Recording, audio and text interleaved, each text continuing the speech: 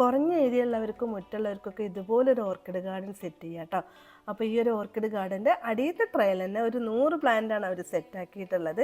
ഇതിൻ്റെ അടിയിൽ തന്നെ ഓരോ ബോക്സ് കൊടുത്തിട്ട് അതിൽ 5 എണ്ണം വെച്ചിട്ടാണ് ഒരു ലൈന് കൊടുത്തിട്ടുള്ളത്.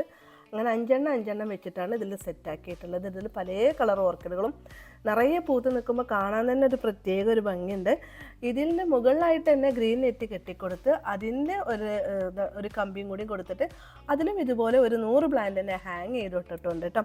അപ്പോൾ ഈ ഒരു കുഞ്ഞ് പോർഷനിൽ തന്നെ ഇതുപോലെ ഒരുപാട് ഓർക്കിഡുകൾ തന്നെ പല കളറിൽ പൂത്ത് നിൽക്കുമ്പോൾ കാണാൻ തന്നെ ഒരു പ്രത്യേക ഒരു ഭംഗിയാണ്.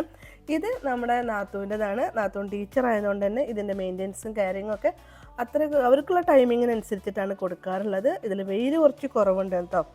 അപ്പോൾ എന്നാലും നല്ല പൂക്കൾ തന്നെയാണ്. പിന്നെ പ്ലാന്റ്സുകളൊക്കെ എപ്പോഴും ഒരു ഗ്രീനിഷ് ഉണ്ടാവാറുണ്ട്. നിറയെ അവർ ഗ്രീൻ നെറ്റിൻ്റെ കേട്ടോ.